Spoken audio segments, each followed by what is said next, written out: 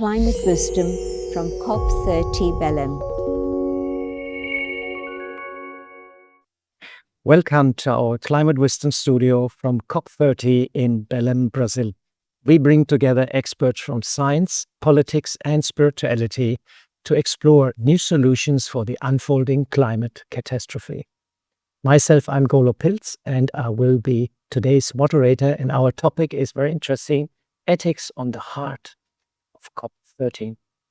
Some information snippets, what's going on. Yesterday was day 4 of the climate conference, and the conference focused on health and education with adaptation of the Belém Health Education Plan to build climate-resilient health systems. Ministers also discussed how to make education more climate-focused, but the deadlock remains over historically contentious issues: cash, trade measures, and, of course, national climate plans. The International Court of Justice ruled that states could be held responsible for the international wrongful act of fossil fuel production and use. That's very interesting news, and we have to see how that pans out in the future. According to an analysis by the King Abdullah University, due to high temperatures, Saudi Arabia is already at the verge of liability. And the global carbon budget analysis says fossil fuel emissions will rise 1.1% by 2025, which is not such a good news. And lastly, the latest analysis from Climate Action Tracker says, unfortunately, the world is on track for 2.6 degree warming at the moment. I'm glad to have 2 special guests with us today who will shed some light on the critical issue we're facing right now. With us is Christiana Figueres, who is the founding partner of Global Optimism and co-presenter of the climate podcast Outrage and Optimism. From 2010 to 2016, you have been the executive secretary of the UN Framework on Climate Change, leading the process that secured the Paris Agreement on Climate Change. Welcome, Christiana. Thank you very much for the invitation. And with us is also Maureen. You are the UK Program Director of the Brahma Kumaris and their representative at the UN in Vienna. And you have been to many, many UN conferences and have a deep interest in ethical and spiritual dimension of climate change. Since long, you have been involved also in the interfaith dialogue. Welcome, Maureen. Thank you. This brings us straight to our first question. Christiana, this year's summit marks, I think it's the 10 years anniversary of the Paris Agreement. And the deal was supposed to keep us in safe waters and on a pathway to a stable climate. Yet emission keeps rising. Climate diplomacy seems stuck between cooperation and competition. And it's not clear if the UN system is fit for climate action that can also withstand the current geopolitical upheaval. Can you give a brief overview? What's the status of the climate change right now and what we can expect from this COP? First of all, thank you very much for the invitation here. A brief overview of something that deserves a 40-hour conversation, but we will make it very. I think it is important to realize that we have 2 world realities that are operating at the same time. And as participants of those realities, we need to hold them in equal standing.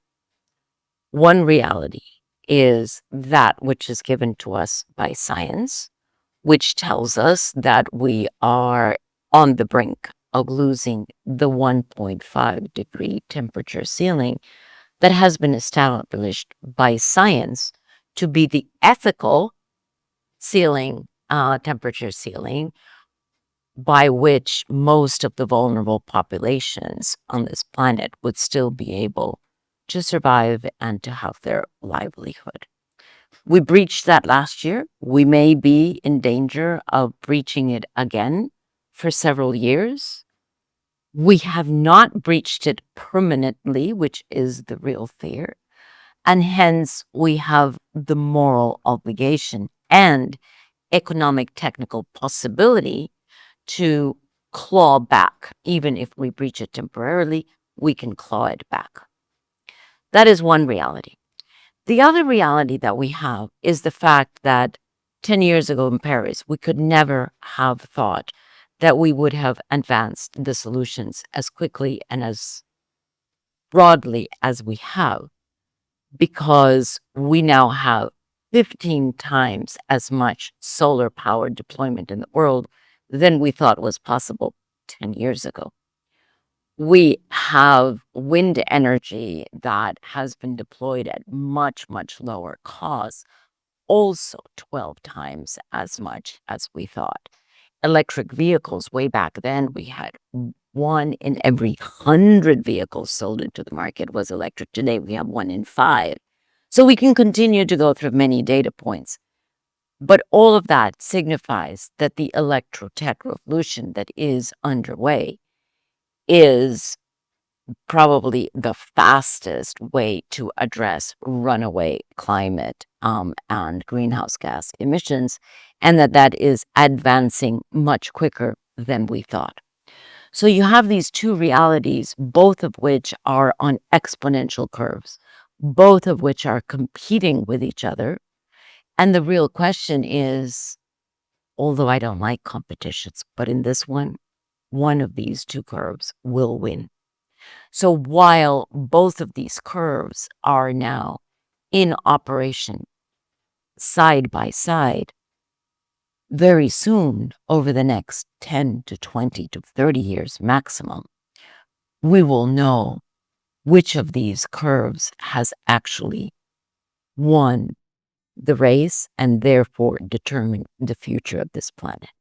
We know which curve, the curve of solutions, is the one that we want to win.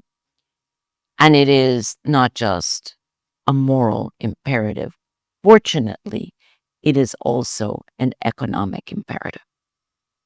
Yeah, that's thanks very much for wrapping this up so nicely. I'm most of the time in India, and now also in India, a lot of electric vehicles are coming up, and a solar revolution is happening. Actually, it's quite visible that the solar is picking up. And some days ago, the International Energy Agency published an article that renewable is now almost unstoppable, and the economics is really clear. I would remove almost from that sentence. It is unstoppable. Okay, thanks very much. Maureen, that brings me to you. The climate crisis is also a crisis of consumption and values. And how can a shift towards a minimalist, spiritually rich lifestyle, emphasizing sufficiency over excess, be promoted as an ethical imperative here at the... Thank you. Again, thank you for having me. I'm very pleased to be with you. It's also a spiritual crisis at its heart. And of course, we've seen how lifestyles have become more and more materialistic. And then, of course, poorer countries wanting to aspire to the richer lifestyle. And this is a problem. But actually, I think that people are now becoming aware enough to know that something radically has to change in the way in which we live and show up on this and use the resources of the planet. And you're talking about a spiritually rich life, a minimalist life. Actually, first you need the spiritual enrichment, because otherwise, excuse me, if you just would say to people, give up this and this and this and this, it feels like a loss. But if there is spiritual enrichment, then it's very natural that you yourself wish to change the way in which you consume and the way in which you live. And I know that and so for the Brahma Kumaris, this is of course what we emphasize as a core.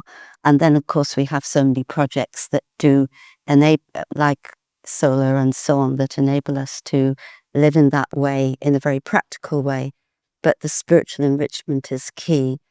I think not everybody relates to spirituality, but everybody relates to peace. And so prayer and meditation does bring that inner peace, which I think brings us a lot more clarity to understand what it is that we have to do to preserve our beautiful planet. But I also think in terms of COP, we need other voices at the table. The faith community, the voice needs to be at the table. Of course, it's becoming stronger and stronger. The voice of Indigenous people, local communities. And so all of this is going to bring fresh perspective to the decision making, because it is a gap that we have to bridge between the policy and decision making and the reality of what people are experiencing and suffering through climate change. Thanks. Yeah, I remember 2 days ago we had the Bishop of Stockholm here, and he suggested that each delegation has a spiritual faith leader part of their group, on the table. Yes, absolutely. It's a very good idea. Yeah. Great. Thanks very much, Maureen. Thank you. Christiana, some say it's too late, too difficult, impossible to make the tremendous changes in our lifestyle and economy. You are co-founder of Global Optimism, and on your webpage you state, the most powerful thing you can do is change how you behave in such a difficult landscape, using yourself as a catalyst for change. Please give us some insights on the work of Global Optimism and your strategy. I firmly believe that we create the reality that we live in. I don't think we're given any circumstance that is unchangeable. The reality that we live in is the product of the collective thinking that we have had, the extractive society being the best example, because it is the result of our collective thinking that we are superior to nature, that we have the right to extract, use, and discard as we please, that we are, of all of the 8 billion species on this planet, that we are the superior and by far more intelligent species, and that we can do anything that we want. And therefore, the result of that thinking is the extractive economy, the extractive society that we have had, which has led to the climate crisis, to the biodiversity crisis, to the ocean crisis. So that is just a very good example that in order to change that, we have to change the way that we think. We have to change the way that, first of all, that we behave with ourselves. Who are we? We have to ask ourselves that very important question. We're here for half a blink of an eye, each of us. And while we're here, what is our role? What is our role while we're here? And then understand, how do we relate to other people, those we love, and those who we're meeting, and those who we have never met? Because our relationship is not just with the physical people that we interact with. Our relationship is with every single living being on this planet, be they human or not human, but we all share the same home. And then thirdly, so it's about myself, it's about my relationship. And then thirdly, it is about what is the result of our collective thinking and transformation. And I recently had, for our podcast, I recently had a conversation with Minister Marina Silva, who is the Minister of State in charge of climate and environmental issues here in Brazil. And she told me about the global ethical stocktake that this government has done around the world. And I asked her, what did they learn from the global stocktake? And she said, we learned that there are 3 pillars to this issue that we're dealing with. One is mitigation, that means bringing down emissions. One is adaptation, which is making ourselves resilient to the changes that are already here and that are coming. And those were completely predictable. But then she said, and the third is transformation. And I thought it was such an interesting way of thinking about everything else that is not strictly mitigation and adaptation. And I said, transformation of what? And so she first started saying, well, transformation of our economic models, our political models, and I said, yes, and is there also a transformation of self that is necessary here? To which she thought a little bit, and then she went, yes. Because that is where it all starts. It all starts in the transformation of self, or in the discovery of self, and where we then can find who we really are and how do we really want and intentional to interact and be co-responsible with everyone else. So I led her down the path of spiritual transformation. I'm not sure that she knew that she was walking down that, but that's where we ended, where she finally said, that is the ethical stocktake.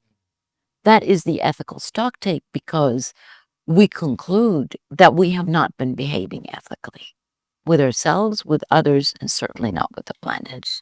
And so that what we need is that transformation. It's very interesting. And as a spiritual person, I think we can 100% underwrite that, More than that, yes. that the reality is a product of our mindset. Yes. And that what we think as we act, and that's how the world is around us. Very, very true. Thanks very much for sharing that insight. Maureen, how can recognizing an universal spiritual interconnectedness between all beings on Earth and in the nature serve as a foundation for a new ethical framework on that delegates are inspired to move forward and actually start cooperating and collaborating on a global scale? Well, I think Christiana's already given part of the answer, or the answer. But yes, we understand something called the spiritual trajectory, and it's from awareness to attitude, to vision, to action, to culture, to world. But it begins, as you say, with awareness and a shift in awareness. And something I learned from Indigenous wisdom, which was very meaningful for me, how we've moved from the Indigenous worldview, which is the view of the interconnectedness of all of us with every living creature and the planet, to the dominant worldview, which is exactly what Christiana was describing. And this has caused the problem. We're not separate. We have to understand that whatever happens to any one of us happens to all of us. And so whatever happens to any one of us happens to all the living beings on the planet, and vice versa. And so that shift in awareness is key. And our values are what are deeply meaningful to us. And our values then inform our awareness, and then the spiritual trajectory flows. Ethics then becomes the framework with which we take our decisions. And the important thing is to align our values and our ethics with our conscience. And then there really is spiritual strength behind that. Because the pressures are many, the pressures on governments are many, the pressures on communities are many to move in a certain way. So in order to have that radical shift that is needed, we do need that spiritual strength. And I think that I love your phrase, I often quote it, of stubborn optimism. And I think we have to absolutely be determined and not be swayed by the pressures and the influences, so that we can move on that trajectory in a very powerful way. And I think a very basic principle which comes in the Dharmic faiths is of non-violence, or this ahimsa, doing no harm. And if that's a deeply held belief, that's going to impact your thoughts, your words, your actions, and so on.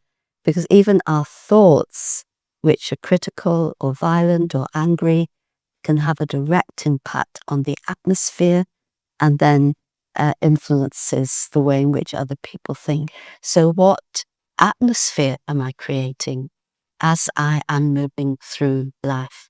Or even just moving minute by minute, what atmosphere am I creating or what atmosphere am I putting out? So yes, it's very interesting you mentioned about the atmosphere. I was yesterday in the COP. We went for a press conference and I was actually a bit shocked about the atmosphere. It was so noisy. People were all rushing. 50% was looking in the mobile phones and the other 50% was rushing in some direction or the other. And I felt it actually quite exhaustive. And then I thought, how should I react to that? And also become exhausted after some time. And then I thought, no, come on, you're a yogi. And I started meditating and staying inside in calmness and peace. And I tried to radiate that. And whoever came to me or looked at me or passed by, I tried to give calm, peace to everybody and try to sort of lighten a little bit the atmosphere, so for as an inspiration on a spiritual atmospheric level, I think the COP needs that also, and there's even a meditation room in the climate conference, I found out. I have to say, I feel a much more optimistic atmosphere here in Brazil than I did in previous COPs. Might be also Do with the culture. It might be also the country, Yeah. Christiana, the crisis we are facing is also a spiritual and ethical one. I think we all agree on that. And humanity seems to have lost connection with ourselves, but also with the divine path in a way. And meanwhile, the world is ridden with anxiety and fear. Many scientists, many activists, they see not really an easy pathway in the future. Please share with us your personal way of recharging, what keeps you going, coming to all the COPs, being optimistic, and also generating and projecting hope. Well, there are actually many touch points of recharge because they're all necessary. But the one perhaps that I would like to highlight here today is reconnecting with nature. And to do that at a personal level, I live in nature with very few human neighbors, but with many non-human neighbors who accompany me in life. And it is not just about, yes, it's about personal reconnection and waking up. And the first thing I do is I go out and walk on the beach and bless every single little grain of sand under my feet, of which there are millions. But it's also connecting the personal level with the meta level, the planetary level. It is also about realizing that we as humans have lost our connection with nature, and that the indigenous wisdoms and so many ancient faith traditions have not lost that connection, still understand that we are one and the same, that we that we are interconnected, as sisters you have said so beautifully. And we have to remember that. I think this COP time, I think he's giving us time. I think this COP tries to remind us, because physically and symbolically, it is a COP that is taking place in the heart of the Amazon forest. And let's remember that the Amazon forest is one of the planetary tipping points that if we push further on the Amazon forest, it can go over its health threshold and lose all of the factors that keep it as a rainforest, and it would then turn into a savanna.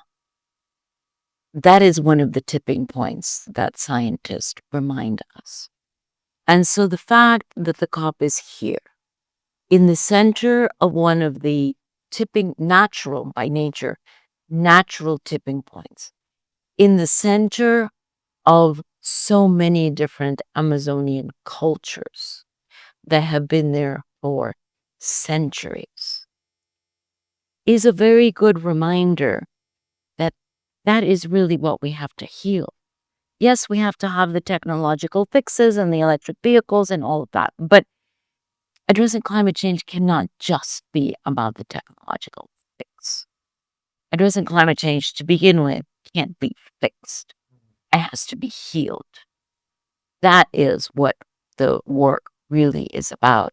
It's about healing ourselves, healing our own personal disconnection, and then healing the planetary understanding disconnection.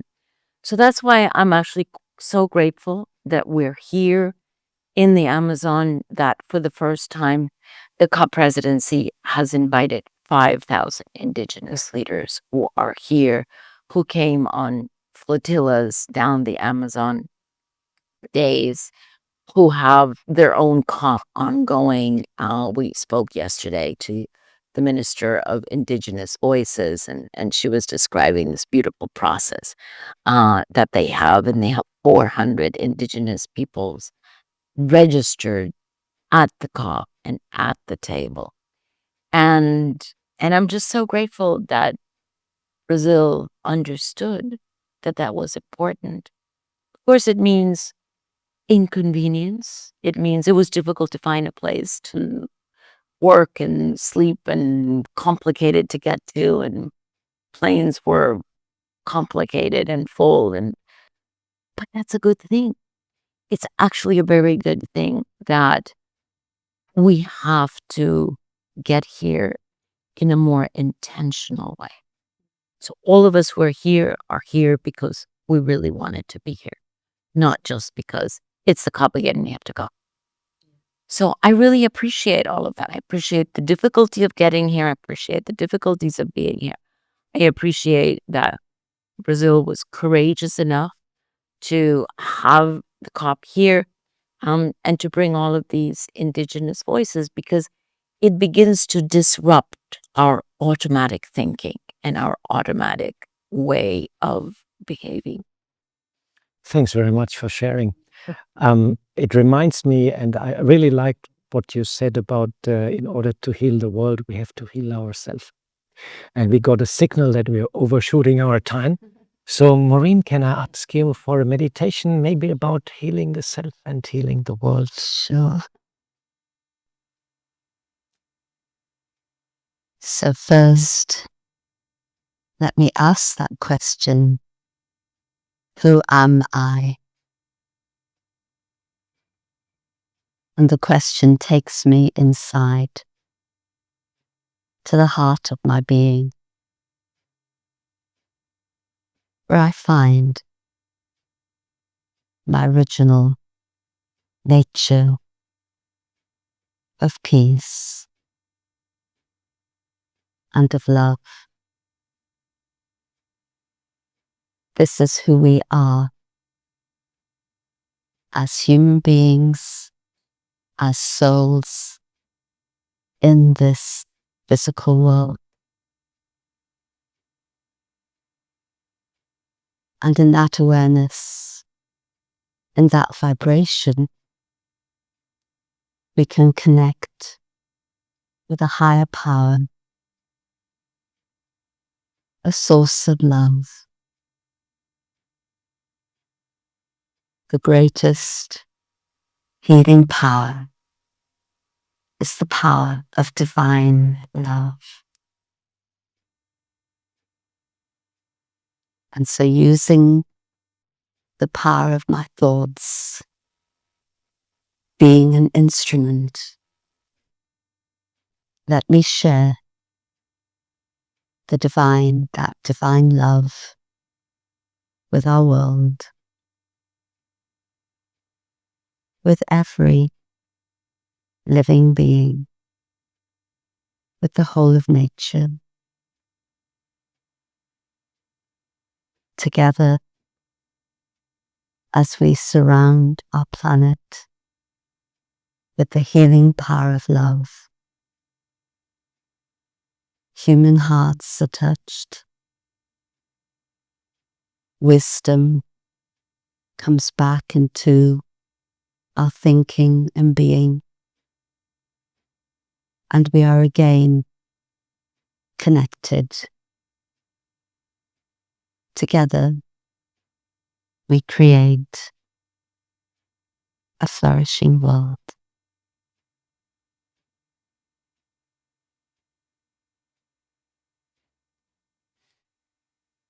Thank you. Wonderful, I Maureen. just add one thing that a French astronaut seeing the Earth from space said, "The Earth doesn't need to be saved, she just needs to be loved." Wonderful. On that final statement, we come to the end of our panel discussion. And thanks very much, Christiana. And thanks very much, Maureen, for being with us. And thanks to our patrons, sponsors, and all the helpers behind the cameras and worldwide on the internet making this studio possible. And please join us in the future for more interesting sessions on climate wisdom. And for details, visit our webpage, echo.brahmakumaris.org/live. Last not least, thanks to all of you, our global audience, and I hope you have been inspired by this interesting conversation. And goodbye from this COP in Bella.